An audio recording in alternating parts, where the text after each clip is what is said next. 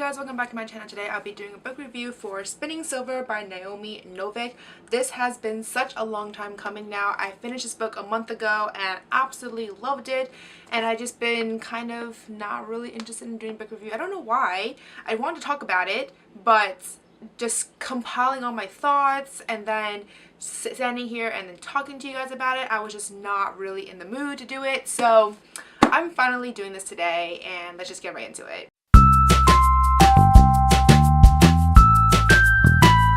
So as always, I'll be starting off with non-spoiler / summary of this book. This book is actually one of the harder ones to summarize because there's just so much stuff going on, so many layers, and I'm going to do my best to give you guys a more comprehensive yet a summary that doesn't spoil anything, because there's a lot of stuff that I feel if I accidentally say, I will spoil it. So I will do my best for the summary of this book. So Spinning Silver starts off with Miriam, who is the daughter and granddaughter of moneylenders. Unfortunately, however, her father was not very good with the whole money lending aspect of things. He was good at lending it, but he was not very good in terms of collecting it, and therefore her family lived in relative poverty until one day when she decided to take her father's ledger book and decided to take matters to her own hands. And so she learned from a relatively early age that she needed to be kind of cruel and a bit cold to be a successful moneylender.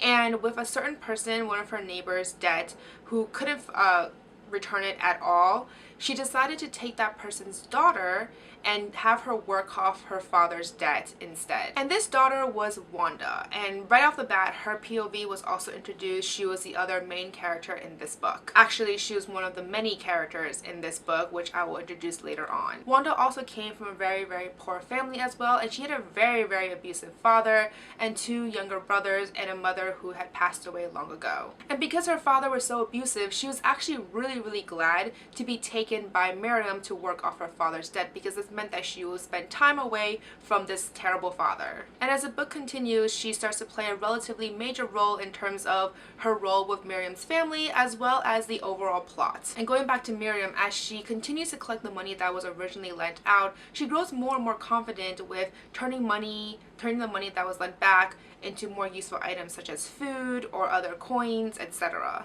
And she grew so confident that one day she uttered the words, "A daughter who can turn silver into coin," while she was outside in the woods with her mother. And from that point on, the Starks started to appear. And Starks are these essentially cold magical creatures. They live, they breathe, they survive in the cold.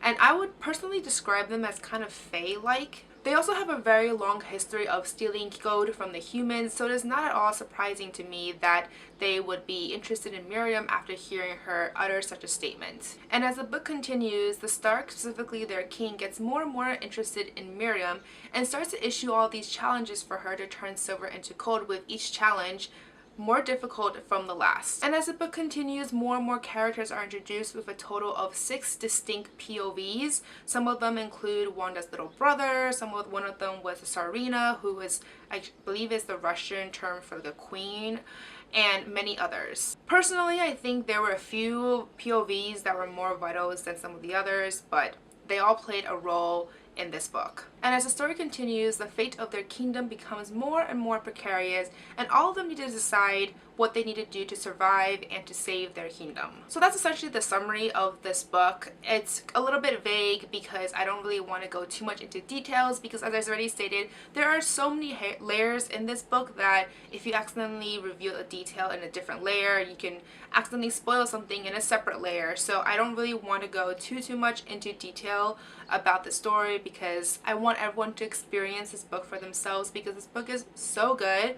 But anyways, moving on to my 2 cents. Initially, I was really struggling with this book. This book was just so slow from the beginning. I don't think it really got kind of interesting until legit halfway into the book. So the first half was straight up just world building. There were Wanda and then Miriam, and as the book continues, there were other POVs were introduced, so it was just a lot of world building to be done. So the first half of the book I thought was very slow. Spinning Silver was also really confusing for me in terms of the characters, because the author didn't really have a way for, like, a set way for her to introduce characters. They kind of came out of nowhere. For example, it would talk about Miriam and then Wanda and then Miriam and Wanda. So in the beginning it was fine. I was like, okay, I get these two. But then sometimes she would just jump into another character POV without even the introduction of this person, and then she would introduce the characters surrounding this new person, but because you don't know who this person is, and this person is basically so far removed from the original, like the characters from the beginning, you're just like, who is this person? So I got really confused a few of the times, and I had to go back and reread paragraphs and pages because I was just like, who is this person? Was this person introduced already? I don't understand what's going on. So that part was really confusing for me. And plus, she never really introduced characters in chapters. So it would be in the middle of a chapter, and then there'll be like a tiny little break. But the thing is, it's not even like a really large paragraph break, and then it's a new completely separate POV. So there are times when you're just reading and then next paragraph it's a completely different person. So that was so confusing for me in the beginning. But then once you get to the midpoint, when all the characters are pretty much introduced and you kind of understand the full picture now, everything started to come together and get clear. And then after that, I was able to really enjoy the book, and at the end when I finished it, I absolutely adored it. The ending for me was amazing. I absolutely loved it. It was a little bit bittersweet, I think, for me, but overall very good. So anyways, I highly recommend this book, especially if you have the patience to essentially read 200 pages before you even get to the good stuff. But definitely recommend this book. So anyways, if this book sounds interesting to you, then definitely go check it out and then come back with me to the spoiler section, or if you've read it already, then continue on with me to the spoiler section.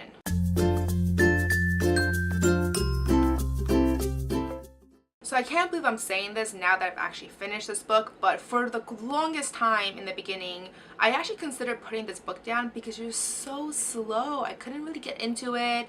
It was just the pacing of it. There were just too many characters. It was confusing. So I actually, for a very long time, considered putting this book down. But I am so glad I did not, because this book was so good at the end. So as I already mentioned in my non-spoiler section, the two biggest problems I had with this book is, number one, the pacing of this book. It was so slow, but in a way I understand it though, because it was set in a new complete fantasy world, so there had to be a lot of world building. If she skimmed on the world building, or if she did it faster, I think it wouldn't have been as amazing. So I understand that part, but it was just really slow in the beginning. And number two, the introduction of new characters. I just wish she kind of had clear identifying areas where a new character was introduced, instead of literally the next paragraph with like a slightly larger paragraph break. But other than that, you know, like, those are the two biggest problems I had for this book. But I am glad to say that once this book got to halfway mark and things started to come together, the plot started to move a bit faster, my impression about this book changed completely, and I absolutely end up falling in love with it. So that's really hard to say for a book, to be honest, how in the beginning I wouldn't say I hated it, but I was very frustrated with it because it was just so slow, it was confusing, I didn't really understand what was going on. And then after a while, it's like everything changed completely, and at the end of the book I'm like, oh my god, this book is amazing. So that's really hard to say for a book normally. So I'm very impressed with the author's ability to do this. So in terms of the characters, I do want to talk about them a little bit because I really did like three of them specifically. I feel like they were very strong female leads: Miriam, Irina, and Wanda. So first and foremost, Miriam. I would say that she is the main character in this book, even though there's technically six total distinct POVs. But I think her voice was by far the most vital one. So I really admired her ability, like how strong she was mentally to just take over her father's role and basically become the family's breadwinner. I also really loved and admired her courage and bravery to just take upon herself to fulfill the stark challenges to turn silver into gold. The one thing I really admire about her was how, like, even though she was scared, she didn't hesitate to do it, and she didn't start like freaking out. Instead, she immediately went on the offense to figure out what can she do to accomplish this task. The other part that I really admire her was how she was able to think outside the box. She really used her wits moments, especially when the Stark King basically told her to change his 3 storerooms of silver into gold, and rather than just doing it literally, she thought of other ways to complete the task, and I am so pleased to see how she managed to like outwit the Stark King himself. And last but not least, I really like that despite how she was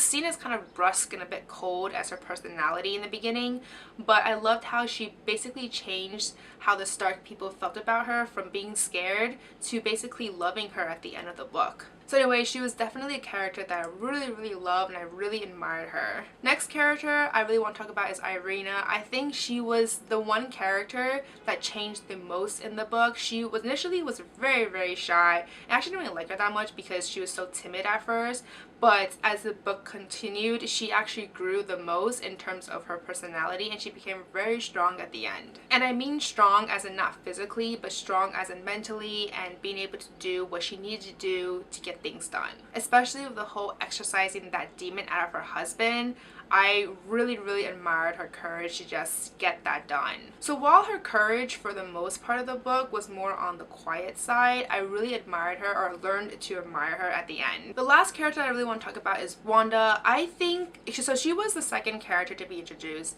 but I think my impression about her changed a lot. I couldn't decide if I liked her or if I disliked her for most of the book. So unlike the other 2 female characters, I would say she was more, she wasn't, it wasn't that she was stupid, but she wasn't as book smart as the other 2.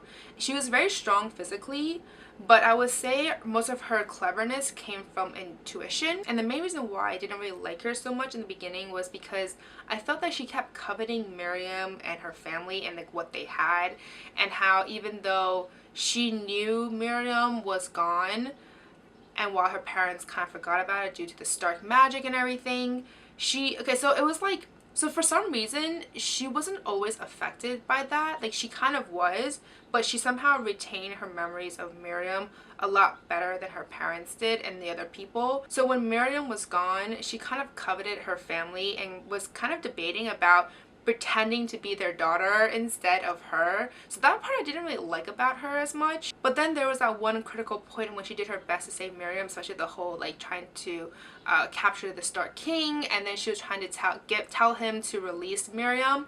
That was when I started to actually like her character. So by that point, that was like what, 2/3 of the way in. So that's when I actually started to like her. So I kept flip-flopping about my feelings for her for the better half of the book until that part, and then I was like straight up, okay, I really like you now. So even though there were 6 distinct character POVs, the one character that I wish had his own POV was the Stark King himself.